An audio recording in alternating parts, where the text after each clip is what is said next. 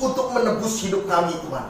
Terima kasih untuk darah yang hebat, yang luar biasa. Kami berada saat ini Tuhan, bukan karena kekuatan, kegagalan kami, tapi semua karena anugerah, semua karena kasih-Nya Tuhan dalam hidup kami. Terima kasih untuk ibadah yang hebat, yang luar biasa. Sebentar kami akan mendengar sebagai daripada firman-Mu. Kami percaya firman yang kami dengar akan memberikan kami kekuatan, akan memberikan kami damai sejahtera, akan memberikan kami pertolongan, bahkan kemenangan, lepas kemenangan menuju pada kemuliaan Tuhan yang bisa dalam hidup kami. Kami dinyatakan berlimpah-limpah dalam hidup kami Tuhan. Dan hari ini hamba-Mu berjanji di hadapan Tuhan, hamba-Mu berjemaat Tuhan, hanya firman Allah yang hidup, yang benar dan yang sempurna yang kami bagikan di dalam nama Bapa dan Roh Kudus, di dalam nama Tuhan Yesus Kristus. Inilah firman Allah yang hidup, kami ingin mendengarnya di dalam nama Bapa dan Roh Kudus, di dalam nama Tuhan Yesus Kristus. Kita percaya, katakan amin.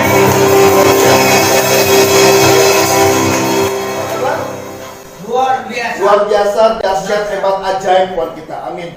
Streaming kami bukan recording, no, live streaming ya. Satu pekan terakhir di media sosial ada surat dari sebuah tim medis di Indonesia. Ada sebuah hashtag, saudara bisa lihat di Twitter, bisa lihat juga di Instagram, bisa lihat juga di Facebook, bisa lihat juga di media-media sosial yang lainnya. Hashtagnya adalah Indonesia terserah. Mereka mau ngapain aja udah gak pusing.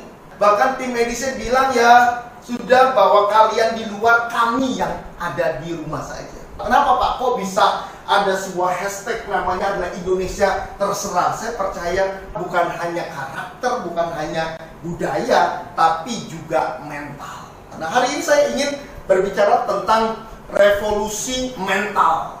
Ya, jadi mental kita ini harus direvolusi, saudara. Kalau mental kita tidak direvolusi, sampai kapanpun juga akhirnya seperti itu saja. Kalau kita naik motor, biasanya kalau cuma kita beli gas atau mungkin beli beras, masih di kontak aja, kita pasti nggak pakai helm, saudara. Tapi itu tidak akan berlaku kalau kita tinggal di Singapura atau di Amerika. Anda harus pakai helm, karena bagi di Indonesia pakai helm ketika ada polisi. Ini berbeda. Buang sampah juga sama. Bukan hanya berbicara tentang karakter atau budayanya, tetapi juga sudah sampai ke dalam sebuah mental. Kita harus rubah. Dilarang belok, malah belok. Maka itu tidak heran ya. Jangan mudik, malah mudik. Jangan pulang kampung, malah pulang kampung. Akhirnya ya ada hashtag Indonesia terserah. Udah deh, mau bagaimana deh, karena susah diatur ya. Apa itu mental? Mental adalah sebuah cara berpikir atau konsep pemikiran manusia untuk dapat belajar dan meresponi sesuatu hal, apakah itu baik atau benar. Kita penuh dengan pilihan, maka itu mental perlu direvolusi dalam hidup kita. Nah, Roma 12 ayat yang kedua. Jadi mental adalah suatu pemikiran. Ayat ini adalah ayat bagaimana kita harus merevolusi pikiran kita, sehingga respon yang dihasilkan melalui pikiran kita itu nanti akan benar. Roma 12 ayat yang kedua, demikian firman Tuhan, janganlah kamu menjadi serupa dengan dunia ini, tetapi berubahlah oleh pembaharuan budimu, sehingga kamu dapat membedakan mana kehendak Allah, apa yang baik, yang berkenan kepada Allah, dan yang sempurna. Nah, serupa dengan dunia ini berarti yang hidupnya pasti tanpa pembaharuan budi. Pembaharuan budi tidak lain, tidak bukan adalah mental kita. Cara kita memandang, cara kita berpikir, sudut pandang terhadap segala sesuatu dalam hidup kita. Kalau kita punya mental yang kuat di hadapan Tuhan, saya terlalu yakin bahwa Anda punya prinsip, ya tetap ya, yaitu integritas dalam hidup kita. Nah, ini berbicara tentang mental lagi. Firman Tuhan bilang, tetapi berubahlah, revolusikanlah mental kita, sehingga terjadi mental yang kuat di hadapan Tuhan. Amin. Ada pembaruan budi, ada pembaruan mental. Mental kita harus direvolusi, sehingga pemikiran yang lama diganti dengan pemikiran yang baru, sehingga yang keluar dari hidup kita, responnya pun pasti baru, responnya pun pasti baik. Orang datang ke gereja itu ada respon. Nah, respon itu dihasilkan dari sebuah mental yang dibentuk, yang diperbarui. Firman Tuhan bilang, oleh pembaruan budi kita, oleh pembaruan pikiran kita, sudut pandang dalam hidup kita. Saya di sini ada 4 mental yang saya ingin share. Inilah mental-mental yang harus kita revolusi. Khususnya adalah sebagai orang percaya. Yang pertama adalah mental pengemis atau mental pencari berkat. Kedengarannya nggak enak, sangat nggak enak. Apalagi untuk hamba-hamba Tuhan, pendeta-pendeta. Saya pernah khotbahkan ini dan nggak senang semuanya. Selesai itu nggak diundang lagi. Biasalah, ngambeknya gembala, pendeta kalau dengar khotbah nyinggung dikit, tidak sesuai dengan apa yang dia mau, bukan apa yang Tuhan mau. Biasanya cuma satu, jadwal diblokir semuanya. Nggak apa-apa, ya cari gereja lain. Gereja lain kan dengar lagi firman yang keras, blokir lagi, nggak apa-apa. Kan gereja banyak masalahnya. Matius 19 ayat yang ke-27, demikian firman Tuhan. Lalu Petrus menjawab dan berkata kepada Yesus, kami ini telah meninggalkan segala sesuatunya dan mengikut Engkau. Jadi apakah yang kami peroleh? Petrus adalah muridnya Tuhan. Yang kita kenal muridnya Tuhan ada 12 dan ke-12-nya ada sebuah predikat, namanya predikat rasul. Maaf, lebih tinggi pasti dari pendeta, lebih tinggi pasti dari pastor. Kenapa? Karena predikat yang namanya rasul itu diberikan karena sesuatu hal yang dikerjakan di dalam hidupnya. Kalau pendeta atau pastor itu jabatan yang diberikan oleh sinode, organisasi. Tetapi yang namanya rasul, ada nabi yang diberikan itu bukan berdasarkan jabatan organisasi. Itu diberikan karena sesuatu perbuatan yang dikerjakannya. Jadi pasti ini, yang namanya Petrus, ini rasul luar biasa. Rasul ini yang paling hebat menurut saya, 3.000 orang bisa bertobat pada waktu Roh Kudus turun deras.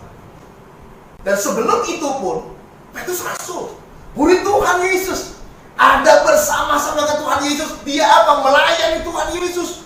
Ternyata, saudara, yang ngomong seperti gini, Yesus, kami ini telah meninggalkan segala sesuatunya. Aku nelayan. Maaf, kalau aku dapat ikannya, itu banyak banget, bisa untuk aku hidup. Bukan hanya itu lagi, aku bagi-bagikan juga ke saudara-saudaraku. Tapi karena aku mau ikut Tuhan, aku tinggalkan semua pekerjaanku, tinggalkan kapalku, aku tinggalkan semuanya, dan hanya fokus sama Tuhan dan pelayanan. Yesus pas dengar itu, wah luar biasa, hebat ini Petrus. Saudara, Petrus bilang, jadi apakah yang kami peroleh? Jadi yang saya dapat apa Tuhan? Tuhan ini sekali. Ini Petrus rasul, masih ngomong apa yang kami peroleh ini Tuhan. Udah tinggalkan pekerjaan kami, hanya fokus sama Tuhan. Yang kami peroleh hari ini apa? Oh, ternyata di balik jabatan seorang rasul sekalipun juga mencari upah. Jadi makanya itu pendeta kalau mencari upah, udah sesuai firman masalahnya. Tapi dengan baik-baik, bertobat. Saya didik hari ini hamba-hamba Tuhan yang sempat bergabung di Batra Life Community Church, dulu Batra Ministry, sampai detik hari ini yang masih bertahan tidak mencari upah. Kebanggaan setiap hamba-hamba Tuhan yang berada di Batra Ministry, yang berada di Batra Life Community Church, tidak cari upah. Saya mana? Ini loh, saya sudah melayani Tuhan loh, datang dari jauh-jauh loh, jadi WL, singer, song leader, dan lo meninggalkan semuanya. Saya meninggalkan anak saya, meninggalkan istri saya. Istri saya ada di rumah, anak saya ada di rumah, keponakan saya ada di rumah. Sampai saya jalan kaki. Loh, kenapa jalan kaki? Iya, mobilnya mogok, pas jalan kaki jadinya. Apa keuntungan saya? Upahnya mana? Ini mental ini. Ini berbicara tentang mental. Jangan menjadi mental pengemis, mental pencari berkat.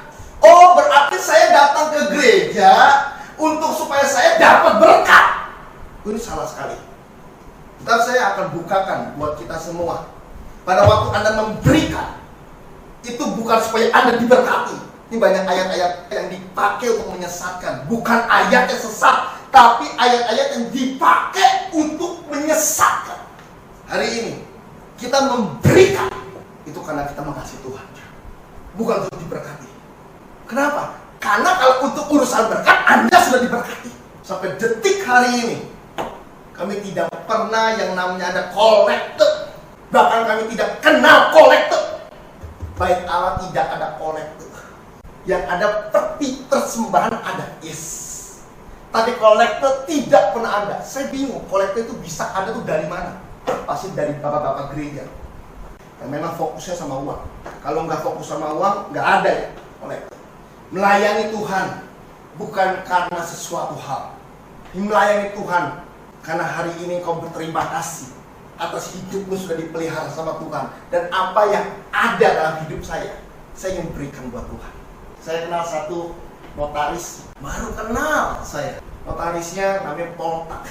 Saya bilang saya mau bikin ini Pak, akta dan lain-lain semuanya. Oke Pak, kita akan buatin Pak. Saya bilang, Pak jangan mahal-mahal ya, berapa?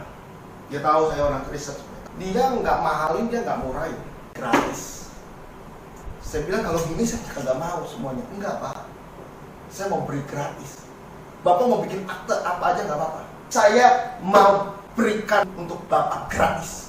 Itu anak Allah. Dia komersial. Dia tahu kepintaran dia, kemampuan dia untuk Tuhan hari ini.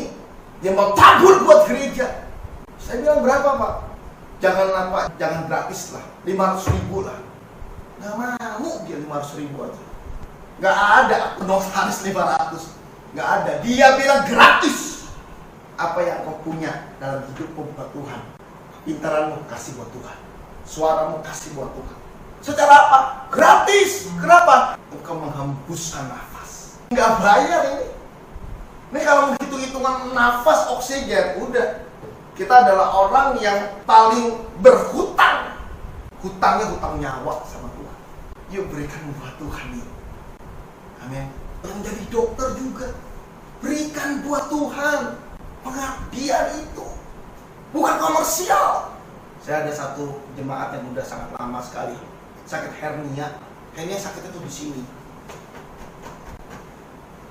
Aneh sekali. Sakit hernia bisa ada di ruang VIP.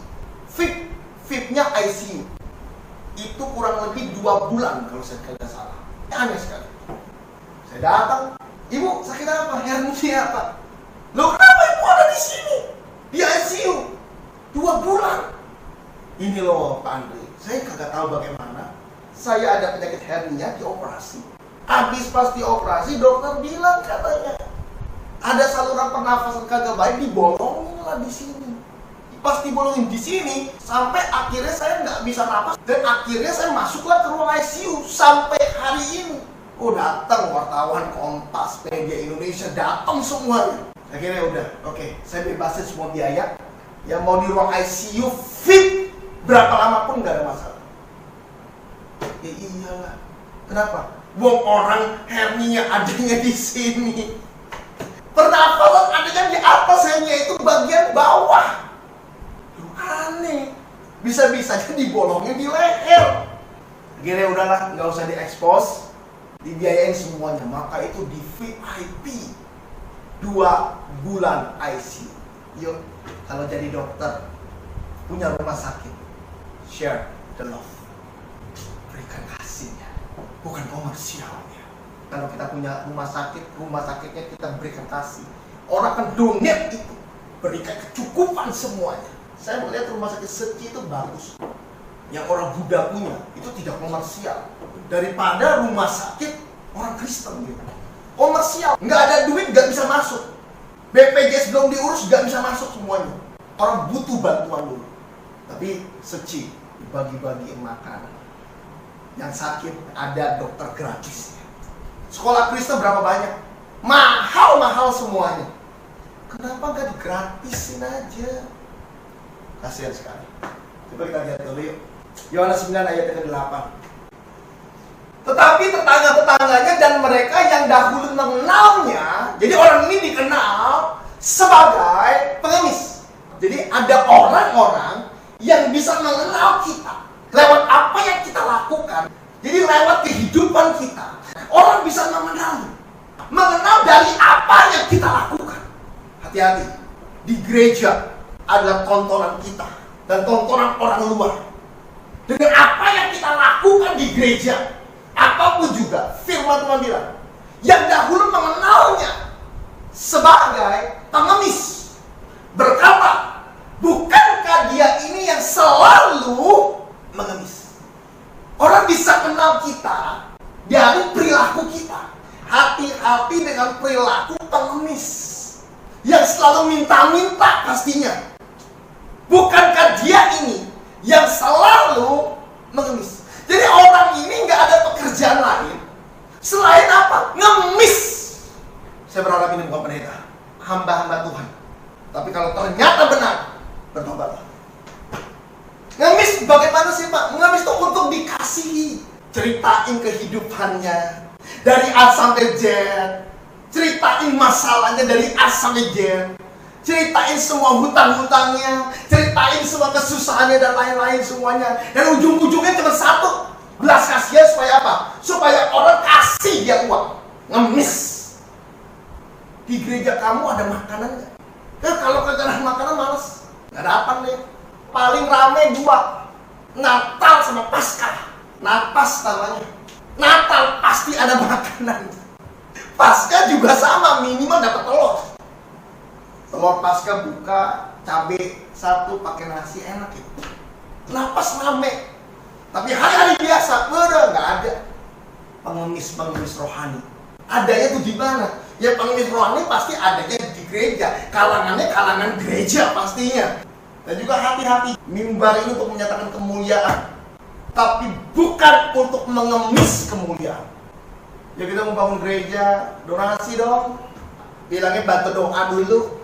Kita lagi butuh ini, butuh ini, butuh ini, butuh ini, diprotes. Di akhirnya ada rekening. Bantu doa, oke kita bantuin, amin. Ada rekening. Maaf, maka itu hamba-hamba Tuhan harus kerja. Paulus kerja. Ngapain? Tenda. Hamba-hamba Tuhan harus kerja. Dia punya usaha. Hari ini stop menjadi pengemis. Anda diberkati sama Tuhan kalau Anda melayani tanpa mengharapkan PK. Berapa banyak hamba-hamba Tuhan yang sudah kita schedule, datang sekali, datang yes, kita kasih persembahan yes, selesai itu ditelepon, aduh maaf ya, iya jadwalnya sudah penuh Pak, ternyata Pak, iya udah full Pak. Full sampai kapan Pak? 2021, ya ilah, waktu saat itu baru 2019, udah 2021 full. Tapi kalau sama gereja besar, halo, iya Pak, bagaimana Pak, bisa khotbah Pak, besok Pak semuanya Pak? Oh bisa Pak, bisa. Tanggal 5 bisa Pak, bisa. Tanggal 30 bisa Pak, bisa. Tanggal 32 bisa Pak, bisa. Tanggal 32 bisa aja, pokoknya apapun juga bisa. Tapi kalau gereja kecil yang ngundang, nggak bisa Pak, udah full. Bertobat, hati-hati. Yesus pelayanan dimanapun juga. 4 Lazarus dia oke. Wanita 12 tahun merepet darah di mana-mana semuanya oke. Mau di atas perahu oke. Di rumah Sakeus oke. Dimanapun juga oke. Saya 4 tahun lamanya dididik itu sama Tuhan, itu benar-benar dididik. 4 tahun saya jadi gembala di kapuk kebun, nggak lantai, tanah liat, kiri kanan bilik. Tidak ada pintu, bilik. Di situ saya diajar. Tahu nggak, saudara? Itu satu-satunya saya pernah khotbah. Berlumpuran tanah semuanya, dan khotbahnya pakai celana pendek. Habis itu kita punya mobil gereja dulu. Mobil gerejanya mogok lagi, bingung saya. Kalau pas lagi hujan itu mobil itu bisa mogok gitu loh. Dari tempat di dalam gereja itu sampai keluar ke jalan raya. Itu kita dorong, saudara. Dan dorongnya itu pas lagi hujan-hujan semua becek. Cipratan lah. Saya minum becek tanah pernah. Kan dorong mobil, ya kan? Ya, semuanya. Ya kemakan juga lah, udahlah. Makan tanah liat juga saya. Persembahan kami bukan uang. Persembahannya apa? Pisang. Makan pisang saja. Wah, seneng. Pisang, singkong, dan lain-lain semuanya. Orang paling males altarcall, tapi kalau saya altarcall, 4 tahun saya altarcall terus. Kenapa sih paling males altarcall? Maaf, karena itu semuanya adalah mayoritas supir-supir angkot. Dia angkat tangan, orang udah nangis-nangis punya Tuhan, tolong saya sebenarnya, udah boketek, peluk aja semuanya. Tuhan mengasih batai, sampai akhirnya saya terbiasa boketek. Tuhan bentuk saya, itu mental loh. Gak semua orang maunya di kota. Nah ini yang enak-enak semuanya. Itu juga meluk murid-muridnya, meluk orang banyak. Otomatis baunya udah warna-warni. Virus diam aja, nggak komplain. Kenapa? Layani dengan kasih. Hamba-hamba Tuhan melayani dengan hatinya. Harus kerja. Apa yang kita bisa lakukan, kerjakan semua. Khotbah 9 ayat yang ke-10. Demikian firman Tuhan. Segala sesuatu yang dijumpai oleh tanganmu untuk dikerjakan, firman Tuhan bilang, kerjakan itu dengan sekuat tenaga, karena tidak ada pekerjaan, pertimbangan, pengetahuan dan hikmat dalam dunia orang mati kemana engkau akan pergi. Kerjakan itu dengan sekuat tenaga. Pak, saya punya pekerjaan ini, Pak. Kerjakan itu dengan sekuat tenaga, dengan full power dalam hidup kita. Tuhan berkati itu. Maka itu pendeta hamba Tuhan harus kerja, bukan minta-minta, bukan jadi pengemis. Kerjakan dengan sekuat tenaga kita, firman Tuhan bilang. Semuanya apa yang kita bisa kerjakan dengan sekuat tenaga. Jangan pilih-pilih kerjaan. Masa saya begini sih jaga toko, ini bukan level saya. Bukan masalah level, firman Tuhan bilang. Yang kau kerjakan lewat tanganmu, kerjakan dengan sekuat tenaga. Apapun juga itu, termasuk jadi pengamen daripada pengemis. Ada jemaat saya dulu jadi pengamen, saya ancungin tempok. Pengamen yang tidak punya apa-apa di hatinya untuk Tuhan. Pengamen di bisnis, lagu gereja semuanya, diusir, ditendang, udah biasa. Nggak dapat duit, nggak apa-apa, karena dia mau ngamen untuk Tuhan. Kalau duit dikasih, itu anugerah buat dia. Tapi nggak ngemis. Saya paling takut sekali kalau orang udah lama WhatsApp saya, "Ko Andre apa kabar?" Seneng banget ya, baik gitu ya.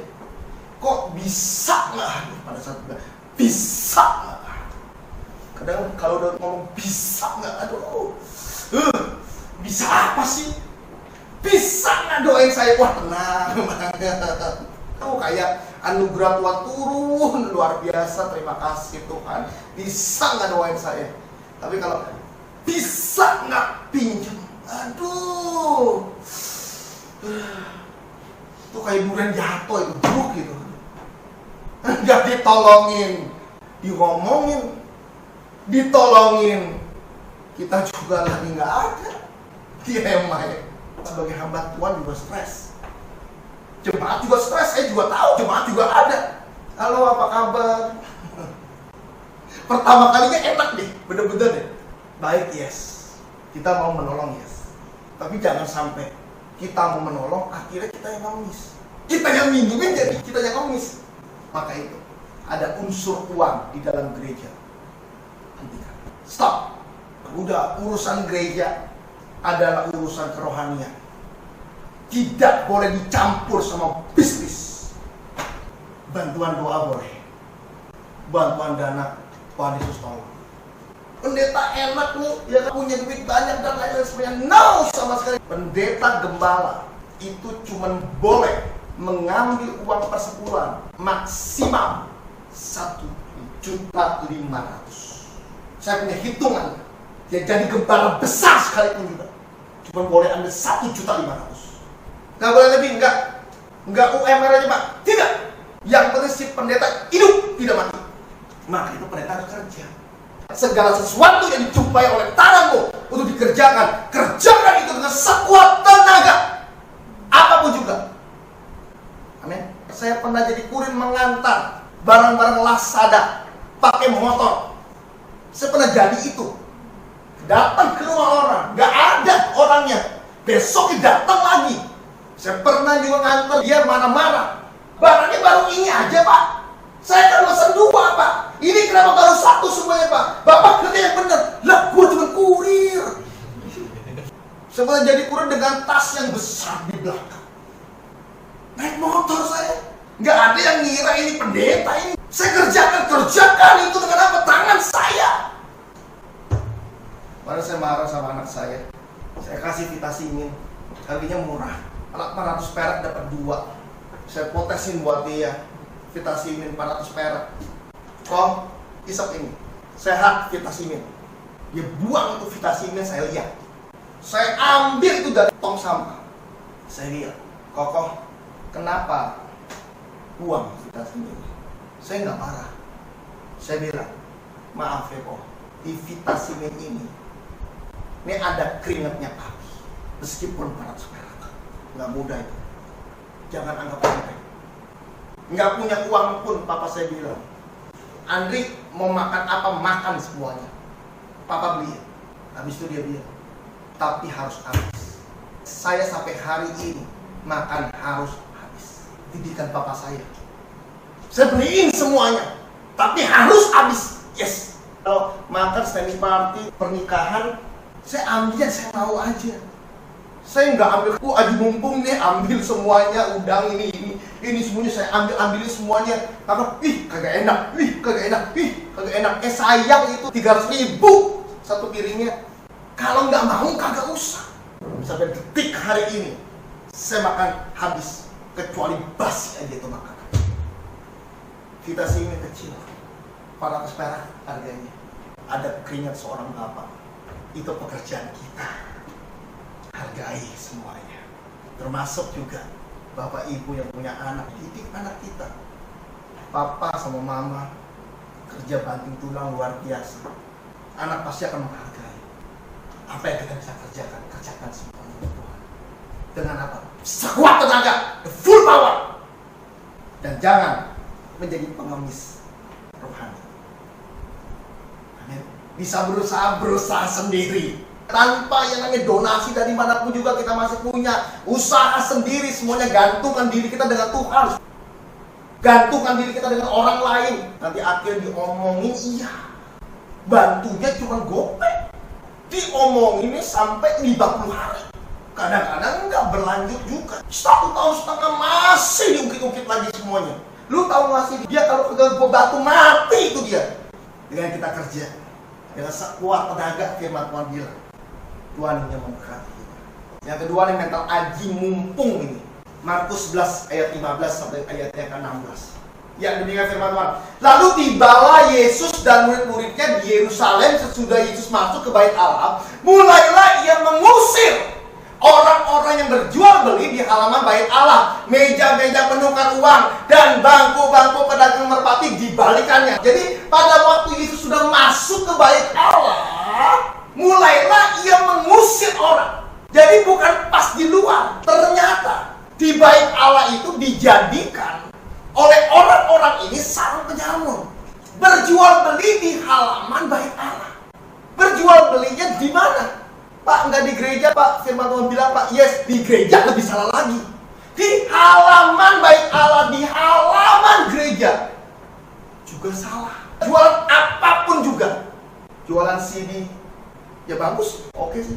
CD-nya apa? CD rohani, tapi lebih bagus bukan di gereja. Di mana? Pondok pujian yang spesialis jualan CD. Bukan di gereja. Gereja untuk memuji menyembah Tuhan. Gereja tempat memuji menyembah Tuhan. Bukan tempat jualan. Hamba Tuhan saya undang. Pak, kita jualan CD, Pak. Ya, wow, bagus aja jual buku. Oke, gak ada masalah semuanya. Terus abis itu, ini ada lempeye, Pak. Jual lempeye juga. Maaf, kalau udah di gereja, mau CD, mau buku, lempeye, sekalipun juga berikan buat Tuhan dengan gratis. Gak usah komersial. Saya punya buku, masih ada mujizat itu. Pertama saya jual 40.000, sudah dapat uang. Pertengahan buku saya kurang lebih udah tinggal 1000-an buku. Dan saya KKR saya bagi semuanya gratis semuanya. Sebelumnya Tuhan tegur saya, dia bilang, aku menjadikan kamu adalah seorang hamba Tuhan, bukan untuk menjadi sarana bisnis dalam pelayanan. Di situ saya ditegur sama Tuhan. Sampai akhirnya Tuhan saya bertaubat. Saya bagiin gratis semuanya. Sampai detik hari ini kalau masih ada, saya bagi gratis. Tidak dijual. Kalau mau beli bisa, tapi bukan di gereja, di Gramedia. Itu urusan Gramedia. Tapi urusan saya bagi gratis. Tuhan bilang, kamu lagi mumpung ya. Mumpung KKR 700 orang, 1000 orang jualan buku. Mumpung juga.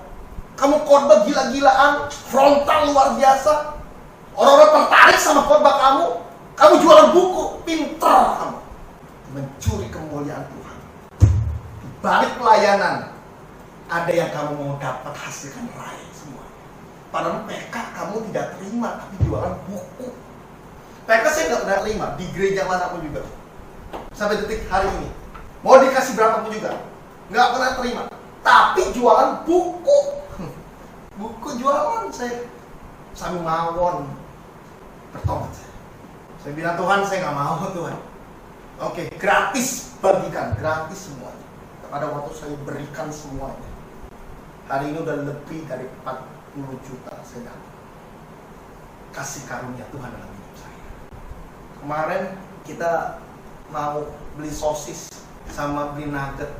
Kita lihat mahal-mahal sosis sama nugget. Entah deh, gampang deh, kita belinya di pasar aja lebih murah semuanya. Selesai. Tahu nggak, saudara, besokannya itu sosis 100 sama nugget saya kagak tahu berapa hadir di rumah saya. Baru saya mau aja, Tuhan siapin. Ajaib. Karena saya tidak pernah minta sama siapapun juga. Saya lagi butuh sosis, tolong dong. Saya lagi butuh nugget, tolong dong. Tidak sama sekali. Tapi sosis nugget datang ke rumah saya. Ini pemeliharaan Tuhan sempurna luar biasa. Jangan jadi aji mumpung. Kasih karunia Tuhan sempurna dalam hidup kita. Mental aji mumpung. Mumpung banyak yang datang. Mumpung KKN. Mumpung ada orang bawa orang lagi. MGM. Member get member. Mumpung kalau banyak orang persembahan banyak. Aji mumpung. Si pendeta misalnya agent asuransi. Suruh masuk asuransi semuanya. Maaf saudara, gereja bukan tempat bisnis. Gereja tempat untuk kita memuji menyembah Tuhan. Amin. Asuransi Pak, salah. Lepeye Pak, lebih salah lagi. Jualan alat gosok Pak, lebih salah lagi. Mau jualan apapun juga. Kenapa? Karena bukan untuk sarana bisnis. Anda kenal satu dengan yang lainnya, itu bukan untuk sarana bisnis, tapi apa? Untuk membangun imanmu. Pak Andri tahu nggak sih yang datang ke gerejanya, Pak Andri kan selesai dari situ, saya ada bisnis sama dia, sekarang saya dilariin uangnya. Berapa? 5 juta. Pak, gimana Pak rumahnya Pak? Ya saya mana tahu. Baliknya ke saya lagi. Pak Andri, yang benar dong Pak Andri, kalau misalnya cari jemaat tuh lah, filter dulu Pak, streaming dulu Pak semuanya. Maka itu, stop aji mumpung. Bisnis dalam gereja. Belum tentu orang yang ada di gereja ini orang-orang baik semua. Masalahnya, bisnisnya lancar semua, baik semua, atau malaikat semua. No. Saya pernah dapat orang buronan datang ke saya, Pak Ari tolong doain saya Pak. Dia nangis-nangis di hadapan Tuhan. Itu datang di tempat saya. Lalu tibalah Yesus dan murid-muridnya di Yerusalem. Sesudah Yesus masuk ke bait Allah, mulailah ia mengusir orang-orang yang berjual beli di bait Allah. Jadi mau jual mau beli, yang namanya trading tidak boleh ada di gereja maupun di luar gereja. Kenapa? Nanti imbasnya banyak, bahaya, mendingan jangan. Nah, yang kedua, ia mengusir orang-orang berjual beli di halaman bait Allah. Meja-meja penukar uang. Kok ditukerin duitnya? Berikan buat Tuhan yang paling kecil. Dompet kita nih, kita keluarin duit. Biasa tuh orang kalau datang ke gereja udah stres. Karena 100 ribuan masalahnya. 100. Aduh 100. Udah deh gua keluar dulu deh. Nukerin duit? No. Berikan yang terbaik buat dia. Anda itu pasti diberkati Tuhan. Yang terbaik. Tanpa Anda memberikan persembahan, Anda diberkati Tuhan. Tanpa Anda memberikan persepuluhan sekalipun juga Anda diberkati Tuhan. Kenapa? Karena Anda anak Allah. Jadi kalau anak Allah, Anda diberkati Tuhan, itu bukan hasil dari apa yang Anda lakukan. Amin. Bukan dari pemberian Anda. Tetapi, karena memang benar bahwa Anda diberkati sama Tuhan. Karena Anda adalah anaknya Dia. Anak saya pulsanya habis. Dia butuh pulsa. Paket data. Kok coba telepon handphone papi. Telepon dia. Nggak bisa, Pi. Kenapa kok? Datanya udah habis. Pas saya dengar datanya udah habis, saya isi data. Dan saya isi datanya pasti yang terbaik. Saya kasih buat anak saya. Kenapa? Dia anak saya. Tanpa dia harus melakukan apapun juga. Nah, saudara, berikan yang terbaik dalam hidup kita. Jadi bukan cuma sekedar yang ada sisa Pak di dompetnya saya dan lain-lain semuanya. No, Anda harus memberikan yang terbaik dari yang Anda bisa berikan buat Tuhan. Bukan nukerin dulu. Anda tidak berikan buat Tuhan pun Anda diberkati loh. Seperti saya udah bilang bahwa Anda tidak kasih persembahan, tidak kasih persepuluhan, tidak kasih apapun juga buat Tuhan, Anda tetap diberkati. Mengapa? Karena Anda adalah anak Allah. Masalahnya. Jadi kalau Anda adalah anak Allah, Anda tidak memberikan apapun juga tidak menjadi masalah buat Tuhan. Apalagi kalau tidak kasih persepuluhan, tahu tidak, kamu nanti tidak diberkati Tuhan. Omong kosong itu semua. Itu adalah omongan-omongan pendeta yang menyesatkan kita. Dia belum tahu konsep berkatnya Tuhan. Dia belum tahu konsep hatinya Tuhan. Melebihi dari apa yang kita bisa berikan buat Tuhan. Kalau gitu saya nggak usah kasih persembahan dong, Mbak. Nggak usah kasih persepuluhan. Nggak ada masalah buat Tuhan. Tapi kalau engkau mengasihi Tuhan, dengar baik-baik. Kalau engkau mengasihi Tuhan, engkau akan berikan itu untuk Tuhan. Engkau memberikannya yang terbaik buat Dia.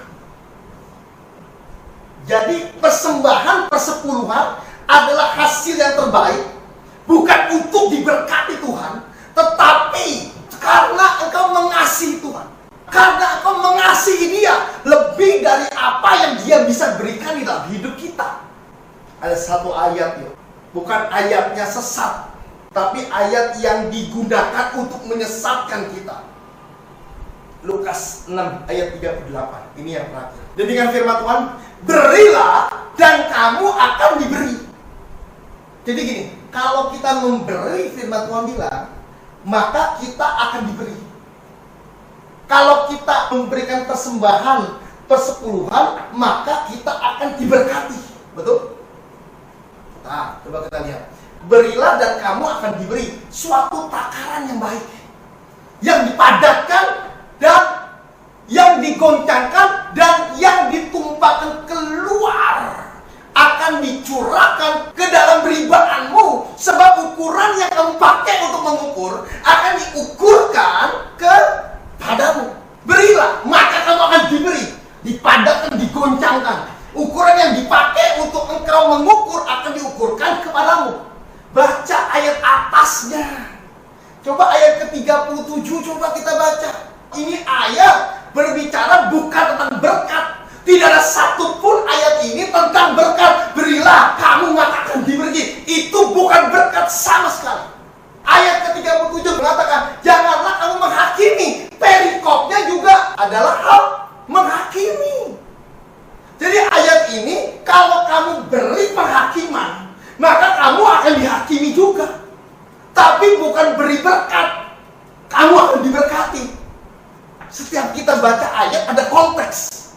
Nggak boleh ayat yang tadi, Lukas 6 ayat ke-38, untuk ukuran kita memberi. No, sama sekali. Dan tidak ada unsur berkat di dalamnya. Kenapa, Pak? Karena kita diberkati Tuhan, karena kita anak Allah. Amin. Dan kalau kita ingin memberikan buat Tuhan, bukan untuk kita nanti akan dapat berkat lagi. Jadi jackpot. Maaf saudara, gereja bukan tempat bisnis. Yang pertama mental pengemis, yang kedua nih mental aji mumpung ini. Gereja tempat untuk kita memuji menyembah Tuhan, bukan bisnis. Amin. Jangan jadi aji mumpung. Kasih karunia Tuhan sempurna dalam hidup kita. Tuhan yang memberkati.